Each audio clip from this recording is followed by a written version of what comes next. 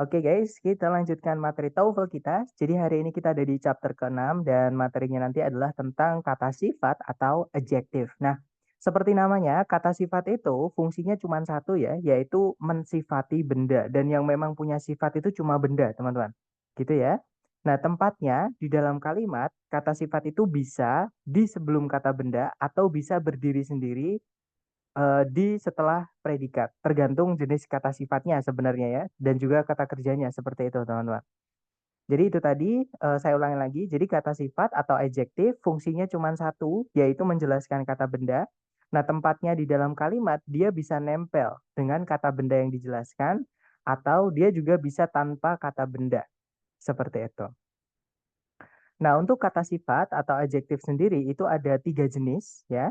Yaitu yang pertama ada dari keluarganya determiner, kemudian yang kedua ada dari keluarganya deskriptif atau epitet, dan yang ketiga ada kata sifat yang diciptakan dari kelas kata lain, lebih tepatnya dari kelas kata kata benda. Nah, itu kita nyebutnya noun adjunct atau noun adjective seperti itu. Nah, perbedaannya apa dari ketiga keluarga adjektif ini? Adjective determiner itu dia harus ada kata benda setelahnya ya, teman-teman. Jadi contohnya kata the. Nah, the itu wajib ada kata benda setelahnya yang dijelaskan. Contohnya, the man is my teacher, misalnya. Jadi, the man, the-nya di situ adalah kata sifat menjelaskan kata benda man. Gitu ya. Nah, itu adalah jenis determiner, teman-teman. Karena kita nggak bisa hanya bilang, the is my teacher. Itu nggak bisa. Gitu ya. Jadi, harus dikasih kata benda untuk yang keluarganya determiner. Kemudian, beberapa jenis determiner atau kata sifat yang harus diikuti kata benda tadi itu menentukan bentuk kata bendanya. Apakah kata benda itu harus jama, ataukah kata benda itu harus tunggal, ataukah dia harus yang tidak bisa dihitung. Nah, nanti kita bahas ya, teman-teman. Nah, untuk keluarga yang kedua dari kata sifat itu namanya adalah deskriptif atau beberapa buku itu nyebutnya juga epitet. Nah, untuk adjektif yang ini tidak menentukan bentuk kata bendanya, apakah harus tunggal, apakah harus jamak, itu bebas, teman-teman. Karena deskriptif ini hanya menambahkan arti saja ke kata bendanya atau menjelaskan sifat bendanya, seperti itu. Gitu ya. Kemudian yang terakhir, kalau noun adjunct ini dia adalah kata benda, tapi dalam kalimat dia menempati fungsinya kata sifat, yaitu menjelaskan kata benda. Jadi ada kata benda, tapi menjelaskan kata benda lain. Nah, kata benda yang menjelaskan kata benda lain itu disebut dengan noun adjunct, seperti itu.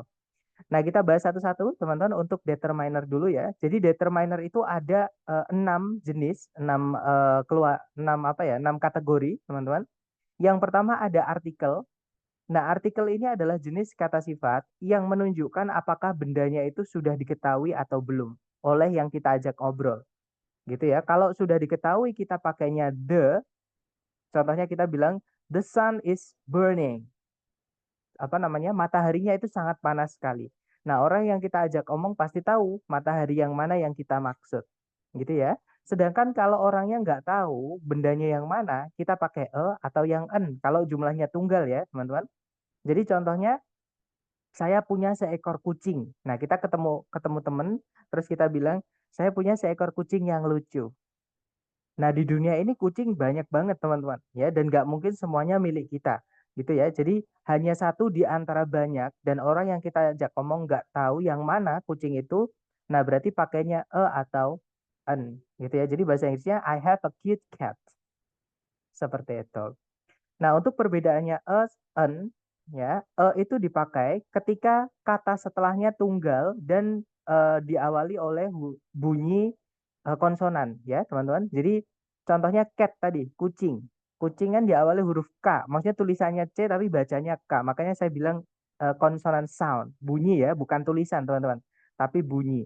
Seperti itu. Contohnya lagi, a universe, sebuah alam semesta misalnya. Nah, itu universe kan memang tulisannya U, tapi bacanya Y. Nah, Y itu dianggap bunyi konsonan, teman-teman. Seperti itu. Nah, sedangkan en itu diikuti oleh kata benda tunggal yang diawali oleh bunyi vokal. A, I, U, E, O. Ya, contohnya adalah seekor semut, an ant. Kemudian lagi sebuah payung, an umbrella. 1 jam. Nah, 1 jam itu bacanya bahasa Inggrisnya adalah an hour, teman-teman. Pakainya an ya, walaupun tulisannya H, awalnya H, hour gitu ya. Tapi karena bacanya hour, awalnya adalah A, bunyi vokal, maka pakainya an. I need an hour, saya perlu 1 jam. I need an hour, seperti itu. Nah, kemudian kalau the, itu untuk benda yang sudah jelas, dia boleh tunggal, boleh jamak, boleh juga yang tidak bisa dihitung. Ya, teman-teman. Nah, itu tadi untuk artikel dan jenis-jenisnya.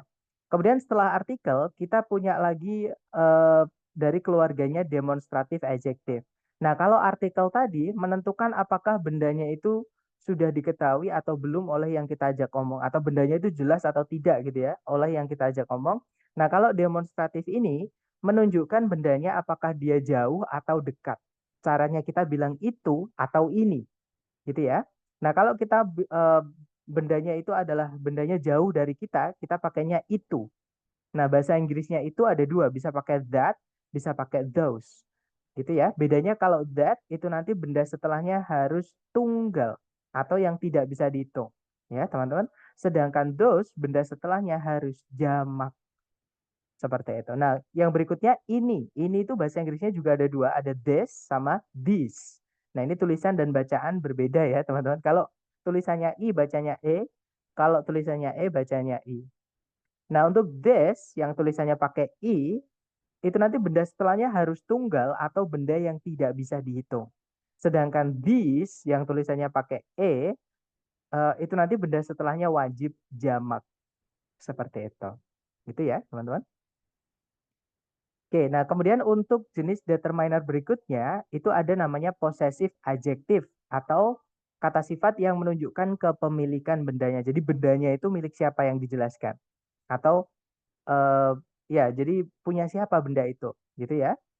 Nah, possessive adjective yang kemungkinan keluar di TOEFL itu ada his ketika benda yang punya itu adalah laki-laki, gitu ya. Misalnya rumahnya Wawan. Nah, itu Wawan's house atau his house. Karena Wawan cowok ya. Kalau her itu ketika yang punya itu cewek, teman-teman. Contohnya lip creamnya. Nah, itu kan lip cream biasanya cewek ya. Nanti kalau di Inggris kan her lip cream. Seperti itu. Kak, maaf izin left ya. Nanti saya ikuti rekaman saja ya, Kak. Baik, nanti saya kirimkan rekamannya setelah kelas ya, teman-teman. Kemudian berikutnya ada its. Its itu kepemilikan ketika yang punya itu adalah eh, kata benda yang kita nggak tahu cewek cowoknya gitu ya. Oh ya, sebelumnya saya ingin menjelaskan teman-teman.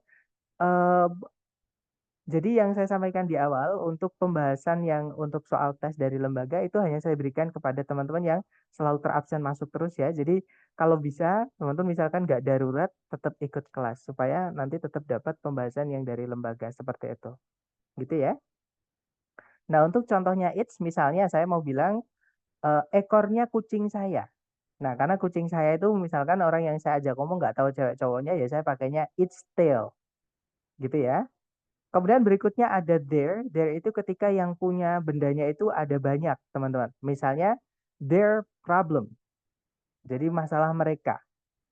Nah, kemudian kalau teman-teman menemukan ada tanda petik S atau tanda atau huruf S yang diikuti tanda petik, nah itu berarti menunjukkan bahwa itu juga kepemilikan kalau di soal structure TOEFL, gitu ya. Karena nggak boleh ada yang disingkat di soal structure TOEFL, teman-teman. Jadi kalau menemukan tanda petik itu adalah kepemilikan. Terus diikuti S ya maksud saya itu adalah kepemilikan. Contoh, misalnya mau bilang masalahnya orang-orang yang lain. Kita bilangnya others problem. Jadi others tanda petik problem seperti itu. Atau misalkan ada kata benda diikuti tanda petik S, misalnya rumahnya Wawan itu bahasa Inggrisnya Wawan's house. Jadi Wawan tanda petik S house seperti itu. Gitu ya. Nah, itu tadi adalah kepemilikan atau possessive adjective, teman-teman. Nah, sebelum saya lanjut ke jenis determiner yang keempat, saya ingin memberitahukan ke teman-teman bahwa adjective determiner yang nomor 1, 2, dan 3 tadi, ini kita hanya boleh pilih salah satu saja untuk menjelaskan satu kata benda. Gitu ya. Misalkan kalau kita sudah bilang the cat, maka cat-nya jangan ditambahkan my. Jadi jangan bilang the my cat atau my the cat. Atau kalau sudah ada the, jangan dimasukkan this. The this cat atau This the cat itu nggak bisa gitu ya. Jadi salah satu saja teman-teman. Kalau sudah pakai artikel ya jangan pakai demonstratif, jangan pakai posesif. Kalau sudah pakai posesif jangan pakai demonstratif atau artikel dan sebaliknya seperti itu. Nah, kemudian setelah teman-teman memilih salah satu dari ketiga determiner yang pertama, teman-teman boleh lanjutkan ke determiner yang berikutnya yaitu ordinal number. Ordinal number itu adalah angka yang menunjukkan urutan bendanya. Jadi bendanya itu urutan keberapa, gitu ya. Dan ordinal ini bebas, teman-teman. Boleh diikuti jenis kata benda apapun. Boleh tunggal, boleh jamak, boleh juga benda yang tidak bisa kita hitung, gitu ya. Nah, untuk contoh ordinal kita punya first, yang pertama. Biasanya ada artikelnya ya, biasanya the first atau kalau nggak gitu kepemilikan misalnya teman-teman. Jadi harus ada salah satu dari nomor satu, dua, tiga tadi. Jadi first yang pertama, second yang kedua, third yang ketiga, misalkan yang keempat itu fourth gitu ya. Kemudian ada earliest yang pertama kali sama kayak first teman-teman, atau yang paling awal gitu ya. Kemudian ada next, artinya yang berikutnya, last yang terakhir, dan masih banyak lagi. Nah, kemudian berikutnya ada cardinal number.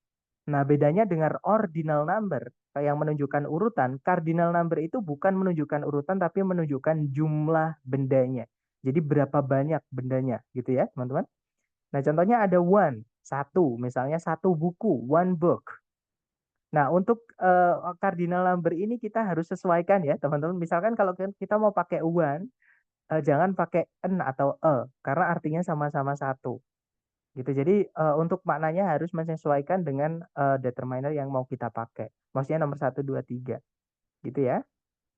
Kemudian ada no, artinya tak satu pun, sama kayak zero, teman-teman. No itu adalah kata sifat juga ya. Artinya tidak satu pun. Contohnya gini, saya tidak punya uang pun, atau saya tidak punya uang, I have no money. Saya tidak punya masalah, I have no problem. Saya tidak punya waktu, I have no time. Gitu ya. Jadi no ini apa namanya? Artinya sama dengan zero atau tidak ada seperti itu. Kemudian two artinya dua, both itu artinya keduanya, all artinya semua, most artinya sebagian besar atau hampir semua gitu ya. Nah, kemudian ada a number of, ini satu kata teman-teman ya. Jadi a number of itu artinya sejumlah, sama kayak a lot of artinya banyak gitu ya. Itu satu kata, bukan satu-satu itu bukan teman-teman. Kemudian an amount of ini artinya juga sejumlah. Nah, bedanya number dengan amount of adalah kalau a number of itu nanti benda setelahnya wajib jamak, ya, teman-teman.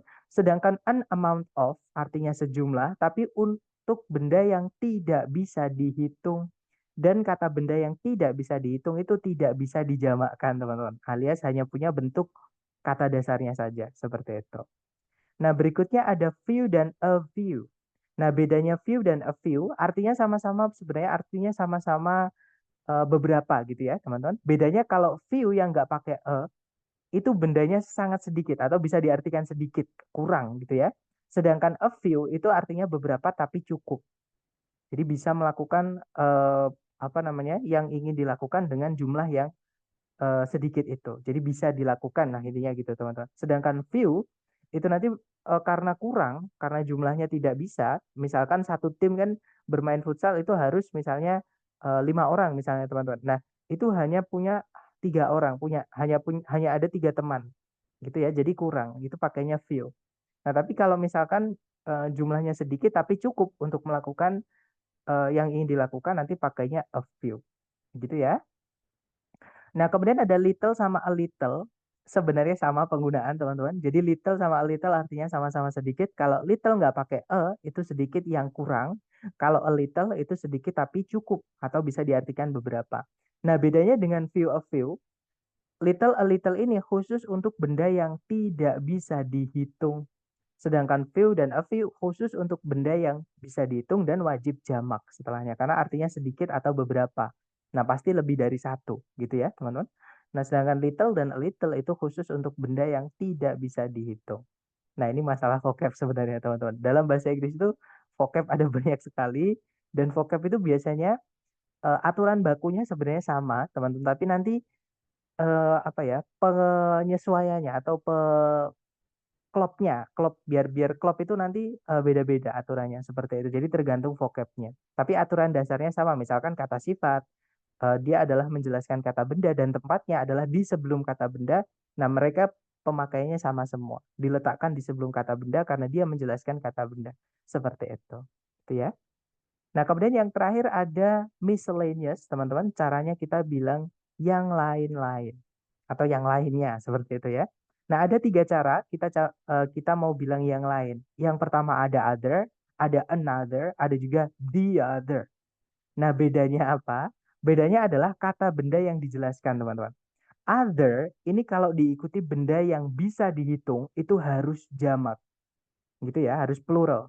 Nah, tapi kalau ketika other ini diikuti benda yang tidak bisa dihitung, ya jangan dijamakkan karena benda yang tidak bisa dihitung tidak bisa dijamakkan, teman-teman. Gitu ya. Nah, kalau another artinya sama yang lain, sama dengan other, teman-teman. Cuman karena di dalamnya ada kata an, gitu ya, maka benda setelahnya wajib benda yang bisa dihitung dan tunggal. Gitu ya, karena ada an-nya, sama kayak artikel tadi, teman-teman. Nah, sedangkan yang terakhir ada the. Sama kayak artikel tadi, teman-teman. The other ini bebas diikuti semua jenis kata benda boleh. Tunggal boleh, jamak boleh, kemudian benda yang tidak bisa dihitung juga boleh. Tapi untuk kasus the other ini jarang sekali keluar di TOEFL yang asli dari ITS ya, teman-teman. Tapi kalau yang dari prediksi buatan orang Indonesia biasanya itu sering keluar untuk kasus ini. Seperti itu. Dan teman-teman harus ingat kalau sudah ada an sama the itu nanti mengikuti aturan ini tadi ya. Jadi kalau misalkan sebelumnya another atau the other itu ada salah satu artikel, misalkan ada kepemilikan, misalkan ada kata my, punyaku gitu ya teman-teman. Nah itu kita nggak boleh lagi pakai an, nggak boleh lagi pakai the. Karena my atau kepemilikan, artinya punyaku gitu ya, itu adalah miliknya possessive adjective. Dan an dan the itu miliknya artikel. Nah yang di awal tadi saya sampaikan, untuk kata sifat nomor satu, 2, dan 3 hanya bisa pilih salah satu saja. Gitu ya. Jadi kalau pakai my harus balik ke other. Seperti itu, teman-teman. Oke. Nah, itu tadi adalah jenis-jenis determiner dan pemakaiannya dan urutannya juga ya, teman-teman. Jadi 6 determiner ini sudah saya urutkan. Jadi pilih salah satu dari nomor satu, 2, 3. Kemudian setelahnya kalau mau diikuti determiner lagi ya dari ordinal. Setelahnya kalau determiner lagi dari cardinal. Kemudian other tadi, baru kata bendanya. Gitu ya. Nah, atau kalau setelahnya mau diikuti kata sifat lagi setelah determiner ini ya, atau sebelum kata bendanya, jenis kata sifat yang bisa jatuh itu adalah kata sifat dari keluarganya deskriptif atau epitet. Nah, saya ulangi lagi ya, teman-teman. Untuk perbedaan deskriptif sama epitet ini, deskriptif atau epitet itu adalah jenis kata sifat yang bisa berdiri sendiri tanpa kata benda setelahnya. Contohnya kata beautiful, teman-teman. Beautiful itu kalau di dalam kalimat itu bisa diletakkan di setelah predikat. Contohnya, you look beautiful.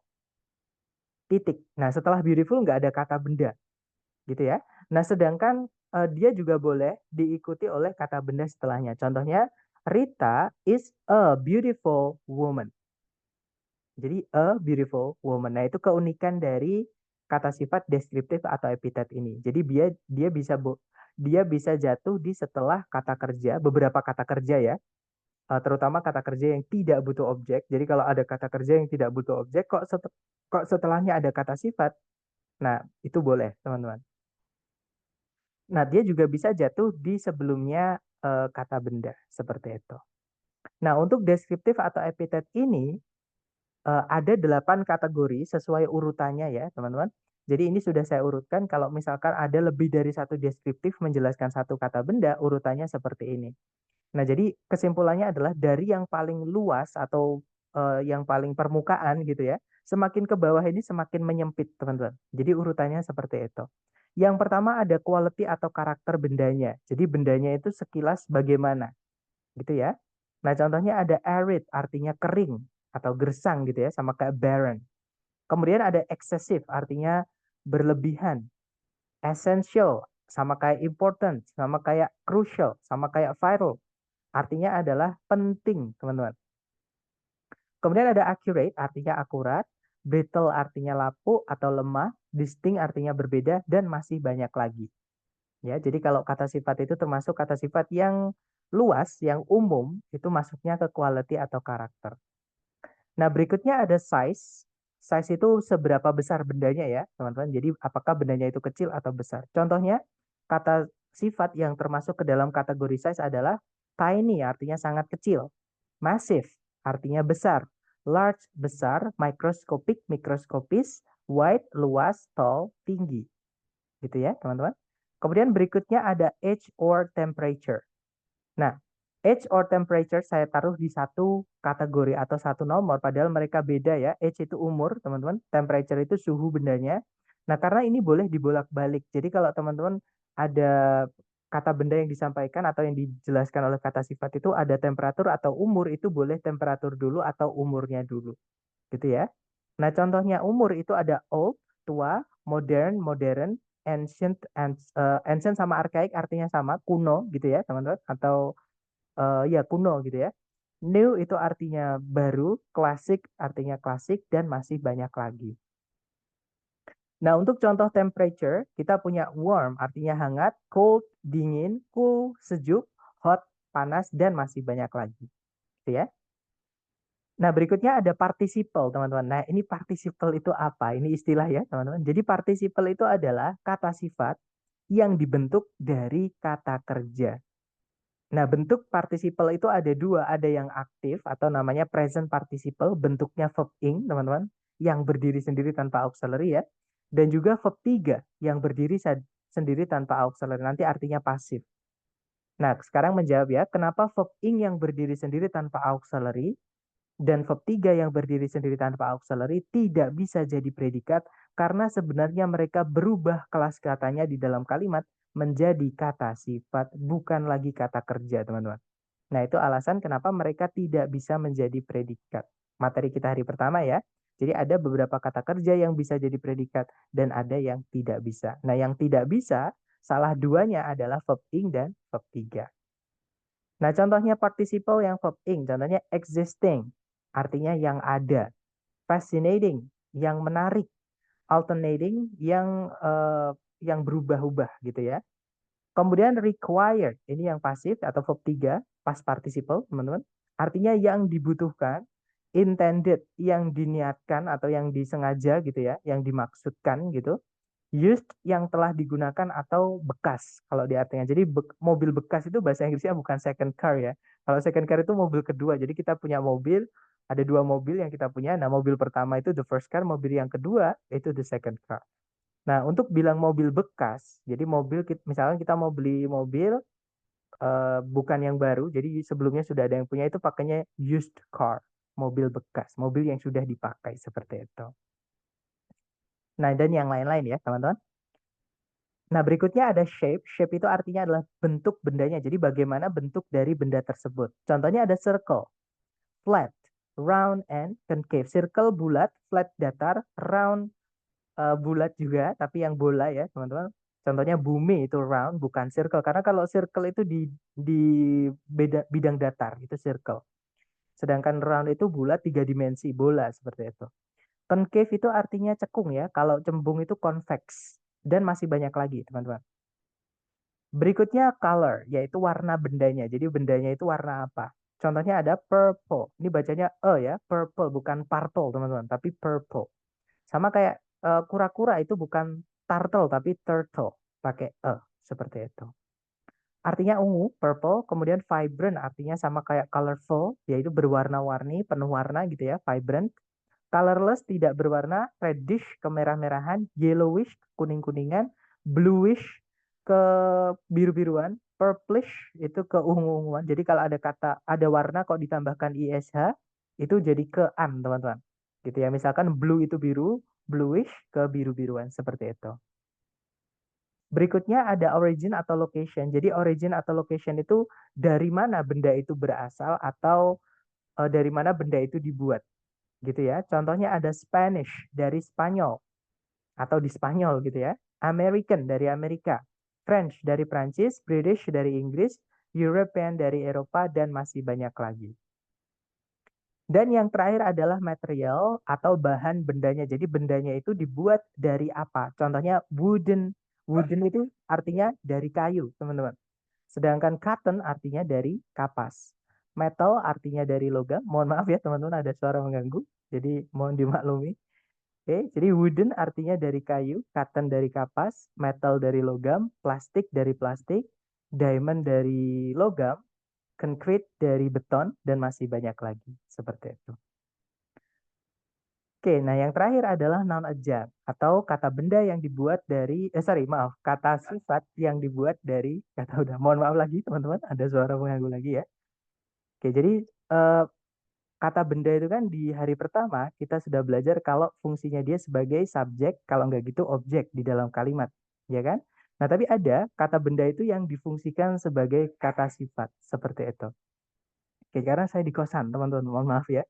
Eh, di sini banyak orang dan kadang ada seperti itu, padahal mereka tahu saya juga ngajar gitu ya.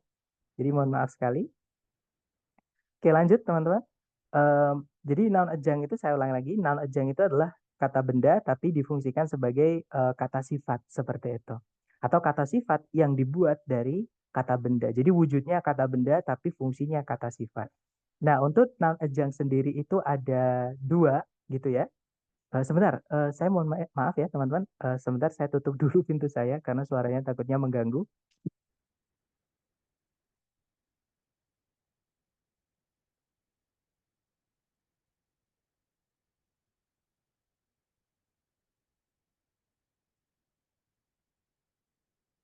Oke, I'm back. I'm sorry guys.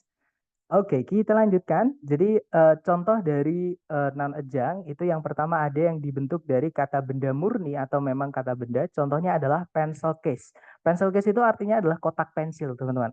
Nah, pertanyaan saya ke teman-teman. Kotak pensil itu wujudnya pensil atau kotak kira-kira? Kalau misalnya teman-teman datang ke toko toko alat tulis nih, terus bilang ke bapaknya yang jual, Pak, saya mau beli kotak pensil. Sama bapaknya, kira-kira dikeluarin kotak atau pensil? Iya, betul. Jadi wadahnya ya atau kotaknya, teman-teman. Nah, berarti kata pensil di dalam frase kotak pensil itu hanya sebagai penjelas. Seperti itu. Sama kayak kita bilang toko sepatu. Kalau kita bilang toko sepatu, wujudnya itu tokonya, bukan sepatunya, teman-teman. Gitu ya. Nah, yang paling jelas itu adalah di contoh terakhir yaitu baby powder. Baby powder itu bedak bayi. Kalau kita pergi ke toko misalnya kebutuhan sehari-hari gitu ya, terus kita beli bedak bayi, pasti sama penjualnya itu dikeluarin bedak, nggak mungkin dikeluarin bayi. Gitu ya. Jadi kata bayi, kata sepatu, kata pensil di dalam pencil case, shoe store, dan baby powder itu hanya sebagai penjelas saja. Padahal dia adalah kata benda tapi menjelaskan kata benda yang lain. Inilah yang disebut dengan noun adjunct. Seperti itu ya, teman-teman. Kemudian ada pertanyaan, apakah noun adjunct ini ya yang jika dibalik harus pakai of, Mister? Betul. Bisa pakai of, bisa pakai for. Gitu ya, teman-teman. Nah, of itu nanti kembalinya kedua, teman-teman. Bisa ke pemilikan, bisa ke ini, ke noun adjunct. Seperti itu. Jadi misalnya pencil case, itu kita bisa bilang the case of pencil. Jadi kayak tempat dari pensil atau pencil box gitu ya. The box of pencil. Nah, tapi kita juga bisa pakai for. Malah lebih enak kalau pakai for, teman-teman. The case for pencils. Gitu ya. Jadi kotak untuk pencil. Store for shoe. For shoes maksud saya. Jadi toko untuk sepatu. Maksudnya untuk sepatu itu untuk menjual sepatu. Kemudian baby powder itu the powder for babies. Jadi tepung, sorry bukan tepung, bedak untuk para bayi seperti itu teman-teman. Gitu ya. Jadi lebih tepatnya kalau mungkin pakainya for, karena kalau pakai of nanti takutnya teman-teman bingung dengan possessive adjective atau kepemilikan. Karena kepemilikan juga bisa misalnya cat tail, apa namanya, ekor kucing. Nah, ekor kucing itu bukan ekor untuk sebentar, ekor kucing itu ekor miliknya kucing gitu ya. Jadi the the tail of cat seperti itu. Itu jadi nanti miliknya possessive juga bisa kalau pakai of. Tapi kalau pakai for itu hanya untuk noun adjunct saja seperti itu. Nah, kemudian untuk noun adjunct jenis kedua itu tadi yang asli dari kata benda ya, teman-teman. Nah, untuk noun adjunct yang kedua itu dari verb ing. Namanya gerund. Jadi verb ing itu selain fungsinya sebagai participle yang artinya yang me, dia juga bisa gerund ya teman-teman, itu fungsinya noun adjunct teman-teman. Gerund itu adalah kata kerja tapi difungsikan sebagai kata benda gitu ya. Jadi verb tapi fungsinya di kalimat menjadi noun. Nah, ketika dia menjadi noun itu dia juga bisa jadi noun adjunct teman-teman. Gitu ya. Contohnya adalah drawing pen atau pensil atau pena untuk menggambar gitu ya. Kemudian running shoes, sepatu lari. Sepatu lari itu sepatu untuk berlari. Sewing machine, mesin jahit itu mesin untuk menjahit, gitu ya. Misalkan lagi sajadah di kita yang mungkin dari yang beragama Muslim, sholat menggunakan sajadah itu bahasa Inggrisnya praying mat atau apa namanya latar untuk beribadah seperti jadi praying mat. Contohnya lagi, beda ya teman-teman dengan praying mantis. Praying mantis itu belalang yang berdoa itu artinya itu bukan gerund, itu adalah participle. Jadi artinya nanti yang. Praying mantis atau belalang sembah itu ya. Itu prayingnya itu adalah participle. Karena kalau diartikan nanti yang, bukan untuk seperti itu. Contohnya lagi adalah mesin cuci. Mesin cuci itu washing machine. Jadi mesin untuk mencuci seperti itu gitu ya. Nah, itu membedakan verb ing yang gerund noun adjunct dengan verb ing yang participle seperti itu. Nah, ini tadi adalah urutan dan jenis-jenis kata sifat. Sebenarnya aturannya sebenarnya cuma satu, teman-teman ya. Kata sifat itu fungsinya menjelaskan kata benda dan tempatnya itu dibalik. Maksudnya dibalik, kalau dalam bahasa Indonesia urutannya adalah kata benda dulu. Contohnya kita mau bilang gadis atau seorang gadis yang cantik. Seorang gadis yang cantik. Nah, di situ gadisnya dulu, baru yang cantik. Jadi kata bendanya dulu, gadis, baru kata sifatnya yang cantik. Nah, kalau dalam bahasa Inggris ini dibalik, teman-teman. Jadi seorang gadis yang cantik itu yang cantiknya dulu. Jadi a beautiful girl. Seperti ini. Gitu ya. Jadi a beautiful girl, seorang gadis yang cantik, bukan a girl beautiful. Seperti itu. Nah, sebenarnya kata sifat itu bisa kita pindahkan di sebelum di setelahnya kata benda. Tapi itu materi kita hari ke-10 nanti ya, teman-teman. Jadi untuk sementara yang teman-teman perlu pahami adalah ketika ada kata sifat menjelaskan kata benda, urutannya kata sifatnya dulu, baru kata benda. Seperti itu. Nah, mungkin sebelum kita ke contoh penerapannya di soal, adakah yang pengen teman-teman tanyakan dulu? Silahkan teman-teman.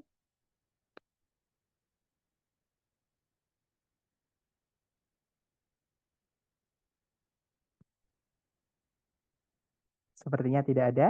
Baik, kalau tidak ada pertanyaan, kita coba ke contoh soalnya dulu ya, teman-teman. Nah, kurang lebih contoh soalnya seperti ini, caranya sama, teman-teman cari dulu predikatnya, ya. Kalau ditarik dari depan ke belakang, di situ ada predikat aroused, artinya membangkitkan. Nah, subjeknya adalah social crusade, teman-teman. Gitu ya. Kemudian tidak ada predikat lagi, juga tidak ada conjunction yang menghubungkan dua subjek, dua predikat. Jadi kalimatnya sudah lengkap. Nah, sekarang teman-teman lihat titik-titik berada di mana. Titik-titik terletak di sebelumnya kata benda di subjek. Nah, berarti itu tempatnya kata sifat, teman-teman. Jadi yang bisa menjelaskan kata benda dan letaknya di sebelum kata benda itu adalah kata sifat, gitu ya. Nah, cari A, B, C, D yang kata sifat. Teman-teman masih ingat A, B, C, D yang kata sifat yang mana tadi?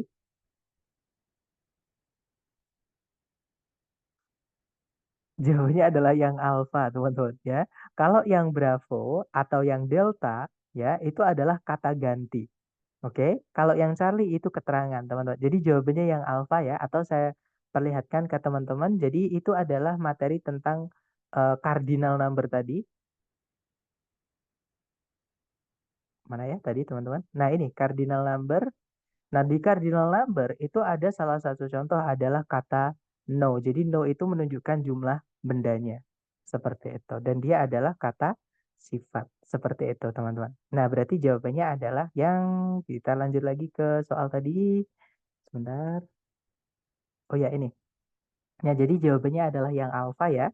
Nah, nanti kalau dibaca, no social crusade aroused Elizabeth Williams' enthusiasm more than the expansion of the educational facilities for immigrants to the United States. Kalau diartikan, tidak satupun perjuangan sosial itu membangkitkan antusiasmenya Elizabeth William lebih dari ekspansi fasilitas pendidikan bagi para imigran yang pergi ke Amerika Serikat. Seperti itu.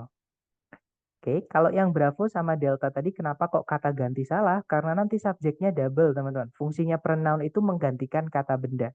Entah di subjek, entah di objek. Sedangkan di situ sudah ada kata benda. Tidak ada yang digantikan. Jadi kita tidak boleh pakai kata ganti gitu ya. Nah, kalau yang Charlie itu keterangan. Kita akan pelajari besok. Cuman sekarang yang pengen saya tekankan ke teman-teman, keterangan itu fungsinya menjelaskan kelas kata lain selain kata benda. Sedangkan titik-titik terletak di menjelaskan kata benda di subjek seperti itu. Lanjut lagi ke contoh berikutnya, teman-teman. Caranya sama, cari predikat dulu. Di situ ada can achieve ya, auxiliary verb. Subjeknya, nah hati-hati teman-teman. Subjek predikat itu tidak boleh dipisah oleh satu koma. Gitu ya, sedangkan di situ ada satu koma. Nah, berarti di sini kita harus carikan satu koma lagi. Ya, jadi diingat-ingat subjek predikat tidak boleh dipisah satu koma karena di situ sebelumnya predikat ada satu koma maka dicarikan satu koma lagi supaya jadi subjek. Nah, jawabannya yang delta. Jadi koma itu kadang atau tanda baca itu bisa menjadikan petunjuk untuk apa namanya teman-teman menjawab soal gitu ya. Nah, jadi di sini jawabannya adalah yang delta. Nanti informasi yang diapit dua koma itu disebut dengan apositif, teman-teman. Nah, apositif itu juga adjektif ya, juga kata sifat walaupun dia kata benda. Nah, memang dalam bahasa dalam kalimat maksud saya bukan cuma bahasa Indonesia, bukan cuma bahasa Inggris sih sebenarnya. Jadi apa namanya? Fungsi dan kelas kata itu bisa berubah gitu ya. Maksudnya kelas kata itu bisa berubah fungsi di dalam kalimat. Contohnya ini kata benda, tapi sebagai apositif, yang mana apositif itu adalah kata sifat. Seperti itu, teman-teman. Gitu ya. Jadi yang diapit dua koma itu disebut dengan apositif, subjeknya adalah the fastest dog. Gitu ya, teman-teman. Jadi kalimatnya nanti, the fastest dog, the greyhound, can achieve speeds up to 36 miles per hour. Seperti itu. Lanjut lagi ke contoh berikutnya, caranya sama, dicarikan predikat dulu, di situ ada is ya teman-teman. Subjeknya itu kata benda di paling depan itu yaitu the Wilmington Oil Field.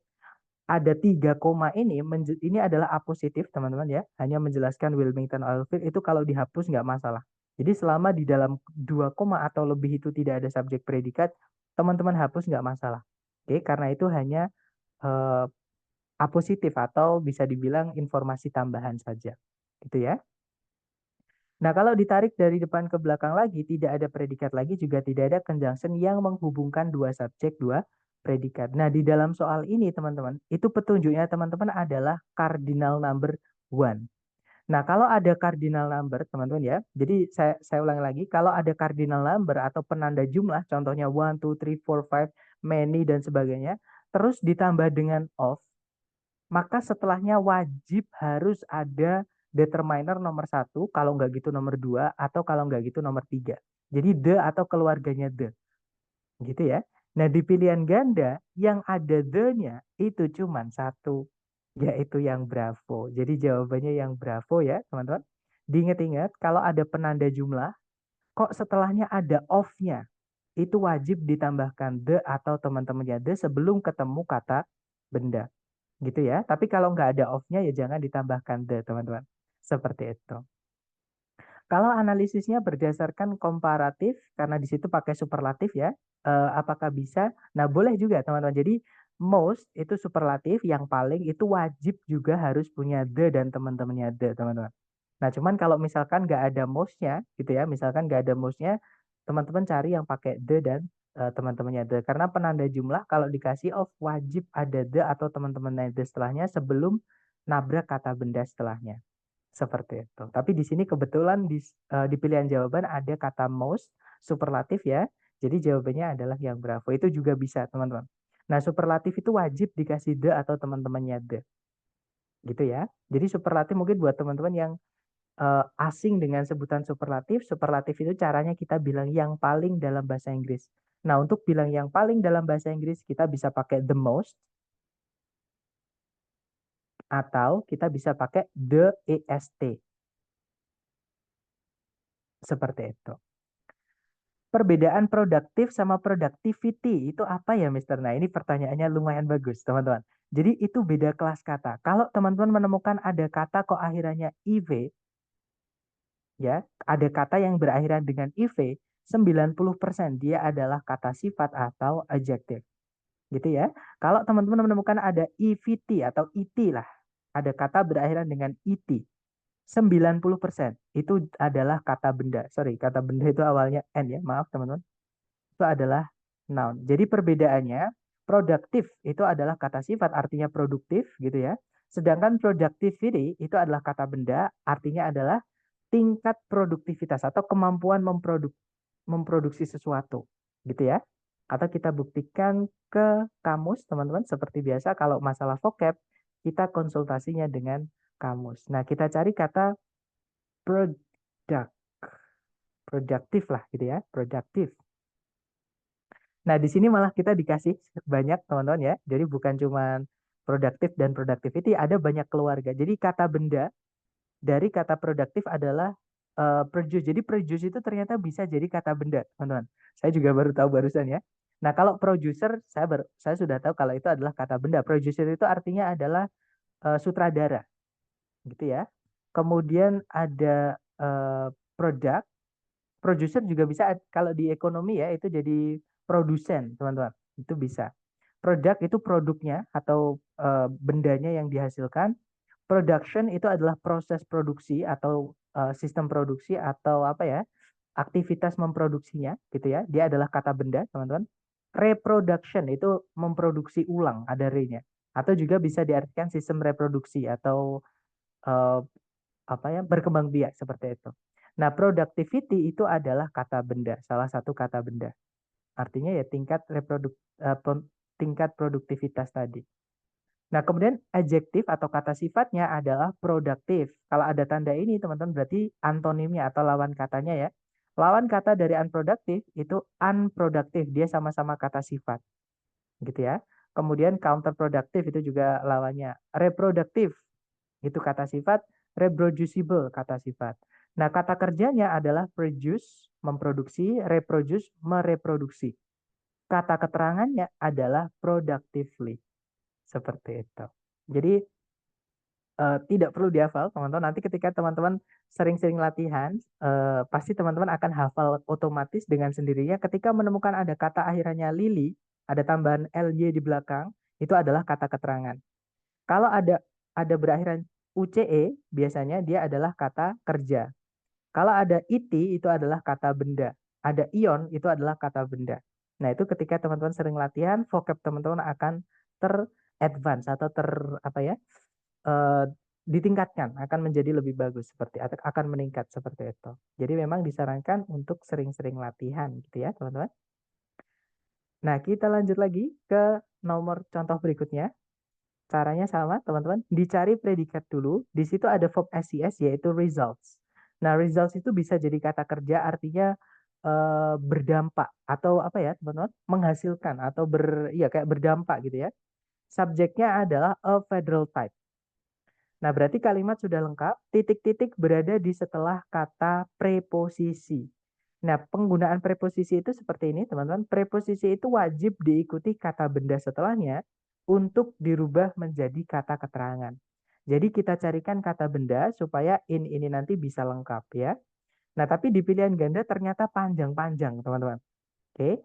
Nah, yang bisa memanjangkan kata benda adalah kata sifat. Jadi teman-teman cari yang urutannya kata sifat dulu, baru kata benda atau kata bendanya yang paling belakang. Gitu ya. Nah, dari pilihan A, B, C, D yang kata bendanya paling belakang adalah yang alpha, teman-teman. Di situ ada kata benda distribution. Seperti yang saya sampaikan tadi, ada ion-ion di belakang. Itu adalah kata benda. Kalau teman-teman sudah sering ketemu dengan kata yang berada ion dan teman-teman tahu, oh itu kata benda. Nanti ketika teman-teman menemukan kata ion lagi di soal 90% itu adalah kata benda. Seperti itu. Nah, sebelumnya ada e. E itu adalah artikel ya, miliknya determiner, teman-teman. Vertical itu miliknya, dia adalah bentuk, miliknya deskriptif ya. Kemudian power itu adalah noun adjunct. Jadi kata benda fungsinya menjelaskan kata benda lain. Seperti itu. Nah, jadi urutannya deskriptif dulu, Mohon maaf teman-teman, barusan ada kendala sinyal ya. Mohon maaf.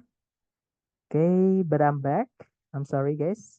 Untung saya punya, biasanya pakai WiFi karena memang di sini sekarang ramai, jadi kayak yang bikin, yang pakai banyak gitu ya, jadi rebutan sinyal. Oke, saya kembali, kita bahas lagi. Em, jadi seperti yang saya sampaikan tadi, jawabannya adalah yang alfa, urutannya kata sifat dari keluarganya deskriptif artikel, kemudian ada vertikal itu dari keluarganya, maksud saya determiner artikel ya. Kemudian vertikal itu adalah deskriptif, itu shape atau bentuk bendanya. Power itu adalah noun adjunct dari yang noun asli. Kemudian distribution adalah kata benda yang dijelaskan. Jadi jawabannya yang alfa, teman-teman. Nah, Bravo kenapa salah? Karena ada predikat lagi. Sedangkan di soal tidak ada conjunction. Charlie tidak ada kata benda, padahal di situ ada preposisi.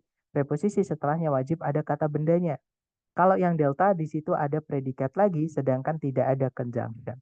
Gitu ya. Jadi jawabannya yang alpha nanti kalau dibaca, a federal type of government results in a vertical power distribution. Jadi kalau diartikan eh, jenis pemerintahan federal itu berakibat pada penyaluran kekuasaan secara vertikal seperti itu. Nah, mungkin adakah yang pengen teman-teman tanyakan dulu sebelum kita ke latihan buat teman-teman? Silakan kalau ada pertanyaan.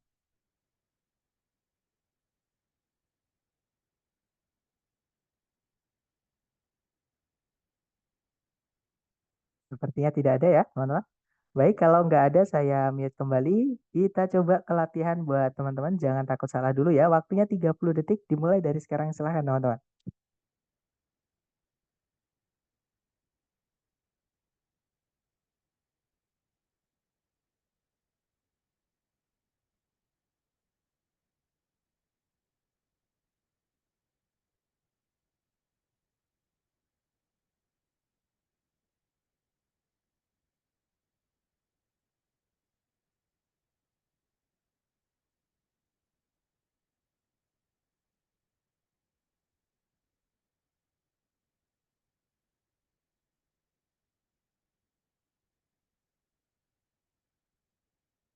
Oke, waktunya habis.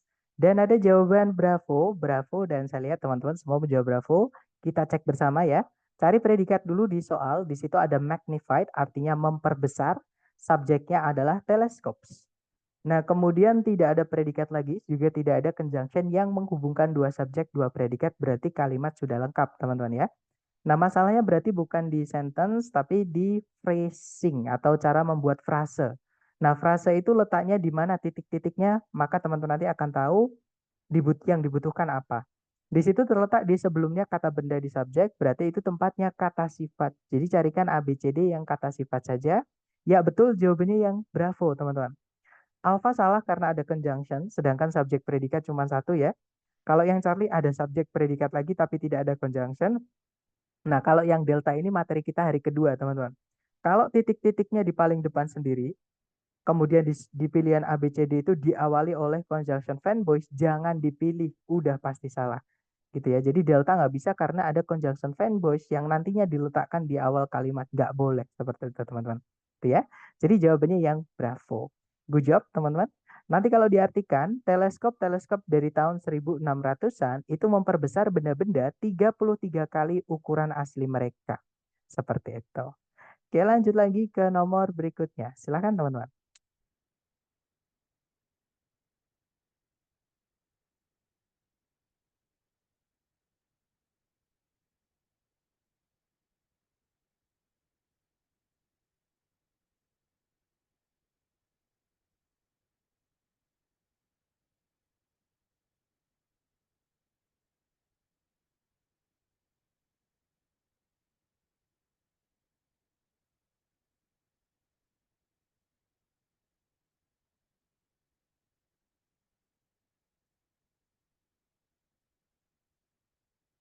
Oke, waktunya habis, teman-teman.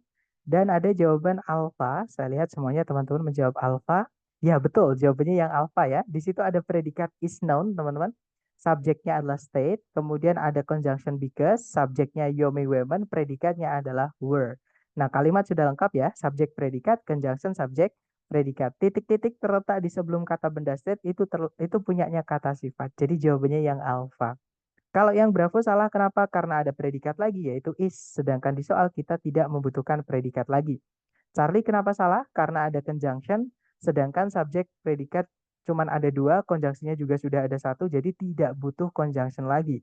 Kalau yang delta, as itu posisinya antara preposisi.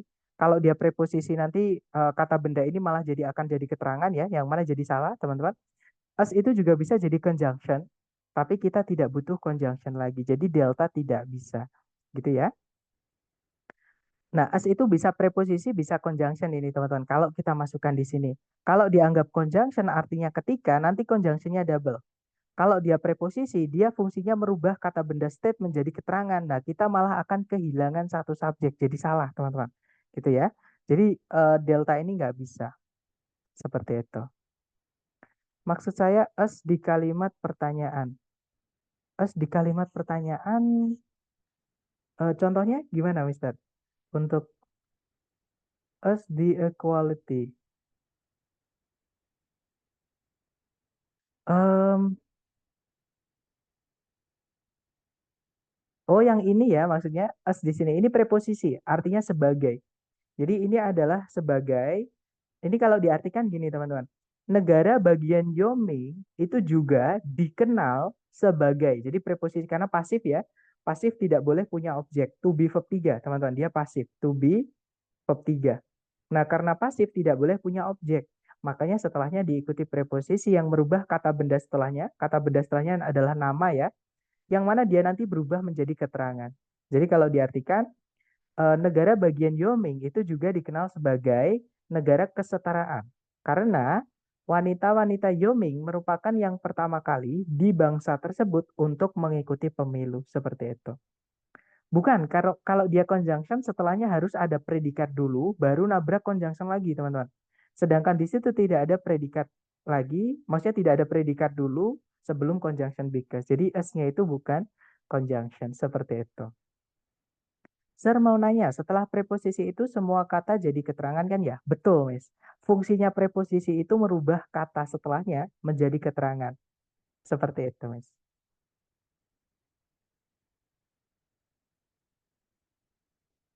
Oke, kita lanjut ya, teman-teman, ke nomor berikutnya. Silahkan dicoba dulu, teman-teman. 30 detik dimulai dari sekarang, silahkan.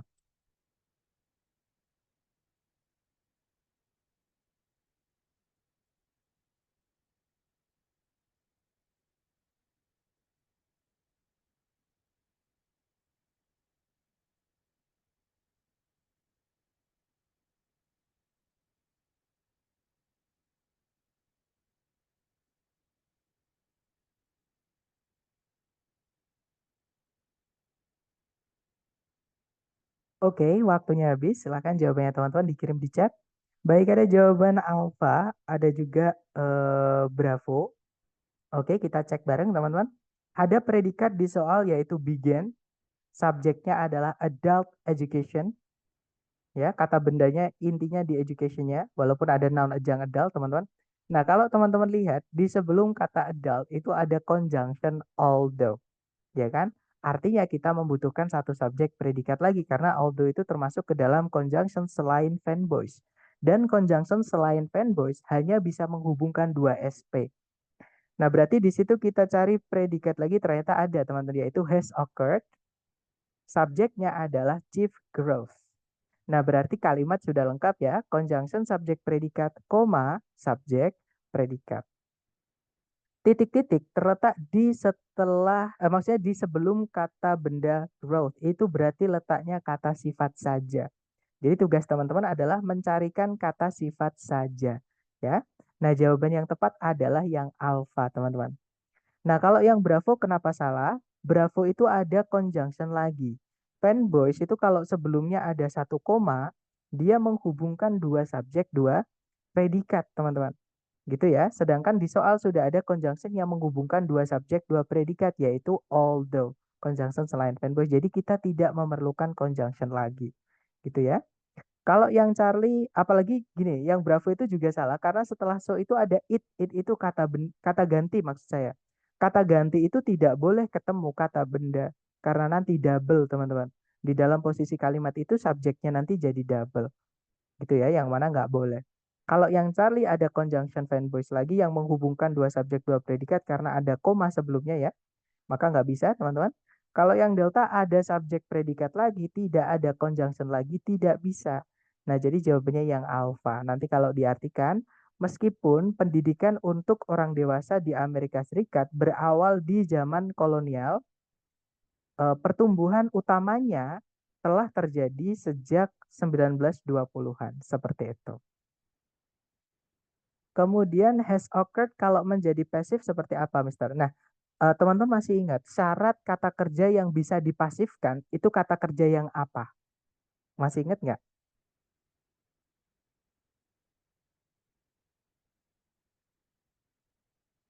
Materi kita hari ketiga. Mungkin teman-teman boleh sambil buka catatan lagi. Untuk kata kerja yang bisa dipasifkan atau yang memiliki bentuk pasif itu kata kerja yang bagaimana? Bukan bentuknya, teman-teman. Maksud saya bukan bentuknya, bukan rumusnya, tapi iya betul, Miss Reni, yaitu yang transitif. Nah, yang transitif itu yang bagaimana sih? Bukan yang intransitif ya, teman. Justru kalau intransitif tidak memiliki bentuk pasif. Teman-teman boleh cek kembali di catatan teman-teman. Ya, dia adalah kata kerja yang butuh objek atau harus ada objeknya. Sedangkan kata kerja occur ini adalah salah satu jenis kata kerja yang tidak butuh objek atau kalau kita cek di kamus itu namanya intransitif gitu ya. Nah, kalau kita cek di kamus kita cari kata kerja occur, teman-teman. Nah, kata kerja occur itu termasuk ke dalam kata kerja yang intransitif atau tidak memiliki objek atau tidak membutuhkan objek. Nah, kata kerja yang tidak memiliki objek atau tidak membutuhkan objek tidak bisa dipasifkan, tidak memiliki bentuk verb 3 yang berdiri sendiri tanpa auxiliary ataupun to be verb 3.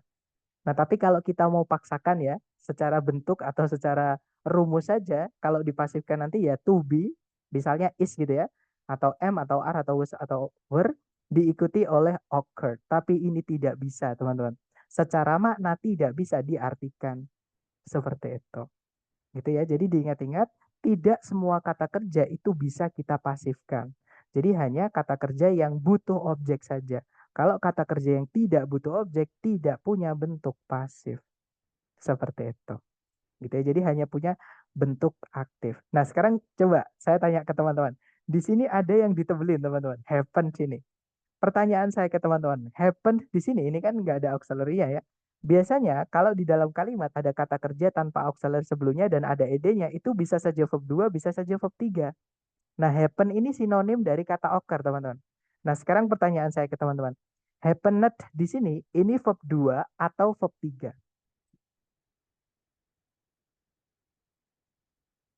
Ya, betul. Dia adalah verb 2, teman-teman. Karena happen itu juga kata kerja yang tidak butuh objek. Kata kerja yang tidak butuh objek tidak bisa dipasifkan alias tidak memiliki bentuk verb 3 yang berdiri sendiri ataupun to be verb 3. Jadi hanya bisa aktif. Gitu ya, teman-teman. Jadi itu tadi adalah verb 2 bukan verb 3. Seperti itu. Dapat ya, Mister? Kenapa kok uh, has occurred tidak bisa dipasifkan? Karena dia tidak memiliki bentuk pasif karena dia kata kerja yang tidak butuh objek atau kalau mau dipaksakan ya has been occurred tapi nggak bisa teman-teman nggak akan pernah menemukan has been occurred nggak bisa diartikan karena teman-teman gitu ya. Kalau kata kerja yang lain misalnya borrow meminjam itu bisa has been borrowed itu pasifnya, aktifnya has borrowed telah meminjam. Kalau telah dipinjam telahnya dulu yaitu has kemudian dipinjam jadi meminjamnya dirubah jadi pasif jadi be verb 3. Karena kita sudah pakai has maka be-nya harus pakai been jadi has been borrowed seperti itu. Nah, kenapa kok sudah had ada has, be-nya jadi been? Karena setelah has itu harus diikuti verb 3. Dan to be-nya jatuh setelah has, maka to be-nya harus dibentuk menjadi bentuk verb 3. Seperti itu. Gitu ya, teman-teman. Lanjut lagi ke nomor berikutnya. Silahkan jangan takut salah. Waktunya 30 detik dimulai dari sekarang. Silahkan, teman-teman.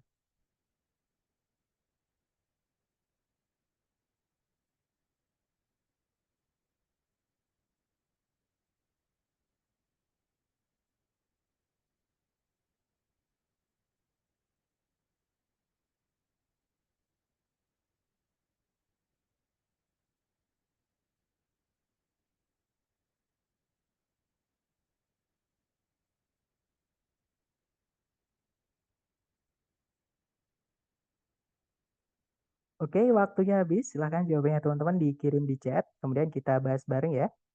Dan ada jawaban bravo, bravo. Saya lihat semuanya menjawab bravo. Kita cek bersama ya. Izin keluar ya, Mr. P. Baik, teman-teman. Di situ ada predikat at, subjeknya angles, kemudian tidak ada predikat lagi, juga tidak ada conjunction yang menghubungkan dua subjek, dua predikat, berarti kalimat sudah lengkap. Titik-titik berada di sebelum kata benda angles, itu letaknya kata sifat. Nah, pertanyaan saya gini teman-teman, jawabannya benar ya yang bravo, kenapa yang Charlie salah?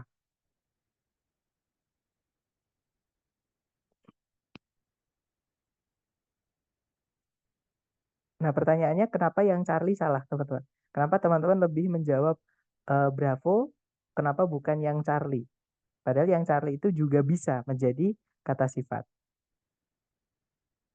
Ya, betul. Karena ada of-nya, teman-teman. Masih ingat, kalau ada penanda jumlah, diikuti of, itu tidak boleh langsung diikuti kata benda. Tapi harus ada apa tadi setelahnya?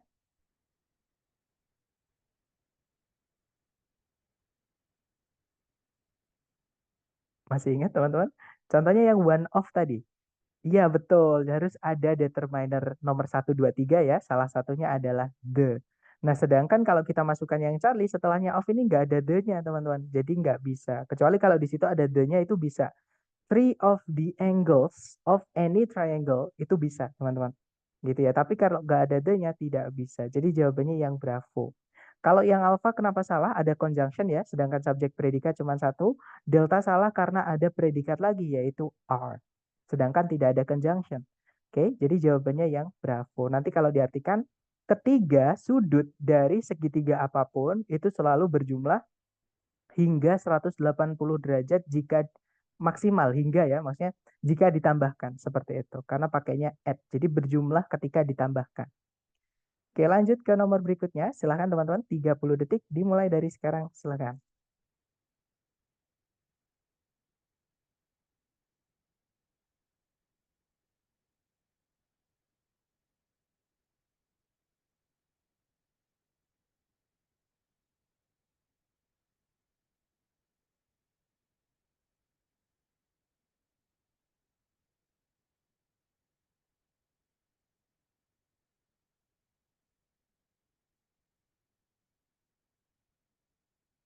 Oke, waktunya habis teman-teman.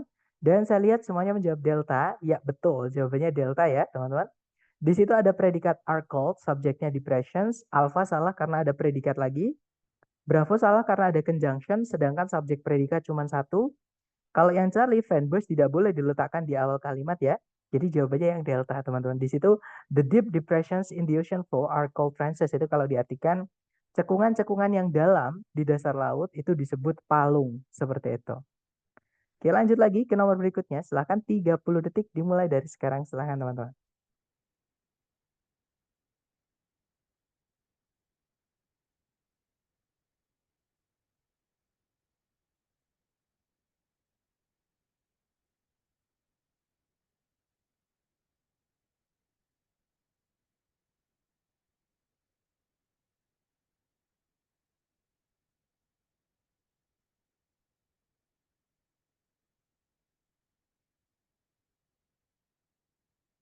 Oke guys, waktunya sudah habis. Silahkan jawabannya teman-teman dikirim di chat. Dan saya lihat semuanya menjawab delta ya. Ya betul, jawabannya delta teman-teman. Di situ ada predikat dates back to, ini phrasal verb teman-teman. Dates back to itu kalau kalau saya nggak salah sudah ada sejak kalau diartikan. Jadi dates back to itu ada sejak gitu atau sudah ada sejak seperti itu. Nah, subjeknya adalah kata benda map. Nah, kalimat sudah lengkap, titik-titik berada di sebelum kata benda itu tempatnya kata sifat. Nah, kalau yang alfa memang itu kata sifat, tapi kalau dia panjang tidak bisa diletakkan di sebelum kata benda, terutama subjek, teman-teman. Itu nanti menjadi penanda inversi nomor 5 materi kita hari keempat ya, tentang inversi ada 5 penanda. Nah, yang nomor 5 itu adalah verb 3 atau verb ing yang agak panjang, dipindah sebelumnya subjek dan tidak ada koma setelahnya. Itu menjadi penanda inversi, sedangkan soal ini tidak diinversi, jadi yang alfa tidak bisa. Kalau yang Bravo ada conjunction, sedangkan subjek predikat cuma satu, Charlie double subjek predikat ya. Nah, jawabannya yang delta, teman-teman. Nanti kalau dibaca, the oldest known map dates back to about 3000 BC. Kalau diartikan peta tertua yang diketahui itu sudah ada sejak sekitar 3.000 tahun sebelum Masehi. Atau ya 3.000 tahun sebelum Masehi, seperti itu. Nah, itu tadi adalah materi kita tentang kata sifat ya, teman-teman.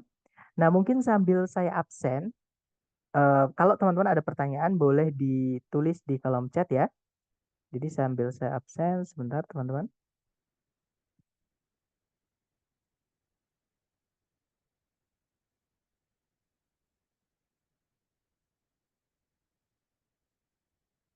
Oke, sudah selesai saya absen. Mungkin sambil saya simpulkan sedikit ya, teman-teman. Jadi hari ini kita sudah belajar tentang kata sifat atau adjektif. Kata sifat fungsinya di kalimat cuma satu, yaitu mensifati benda atau menjelaskan benda. Nah, untuk letaknya itu ada dua ya, teman-teman. Kata sifat itu tergantung jenisnya juga sih sebenarnya. Untuk jenisnya ada tiga tadi, yaitu yang pertama dari keluarganya determiner, kemudian yang kedua dari keluarganya deskriptif atau epitet.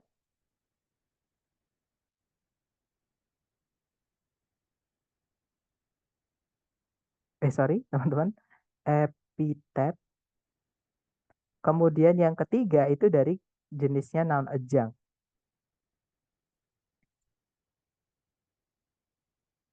Gitu ya, dan ini sudah saya urutkan. Determiner ada 6 tadi ya. Yang pertama ada artikel, kemudian ada demonstratif, kemudian ada posesif. Itu kita hanya bisa pilih salah satu saja untuk menjelaskan satu kata benda. Kemudian setelahnya ada ordinal number, angka yang menunjukkan urutan, cardinal number, angka yang menunjukkan jumlah, dan yang terakhir miscellaneous, caranya kita bilang yang lain. Kemudian jenis kata sifat kedua itu deskriptif.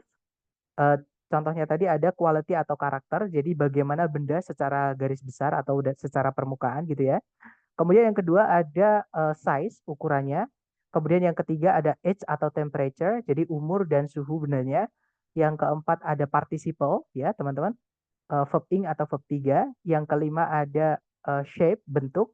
Yang keenam ada color, warna. Yang ketujuh ada origin atau location, jadi dari mana benda itu atau di mana benda itu berada. Dan yang terakhir adalah material. Jadi bahan benda itu atau benda itu dibuat dari apa. Dan yang terakhir ada noun adjunct, baru diikuti benda yang dijelaskan. Seperti itu. Sir mau nanya, nanti kita ada belajar tentang materi preposisi. Preposisi kita rangkap besok, teman-teman. Dengan materi adverb atau keterangan gitu ya. Soalnya saya masih bingung di bagian itu. Ya, jadi kita bahas besok nih tentang keterangan. Jadi besok kita akan belajar adverb atau kata keterangan. Ya, teman-teman. So don't miss it. Please come back tomorrow, okay? Mungkin ada yang pengen ditanyakan lagi, mungkin dari teman-teman, silakan. Sepertinya aman ya, teman-teman. Atau nanti ketika latihan, teman-teman memerlukan apapun, silahkan japri saya, oke? Nanti saya bantu lewat japri. Thank you so much for your attendance, guys. I'll see you again next time. The last I say, Assalamualaikum warahmatullahi wabarakatuh, and have a great day, guys. See you next time.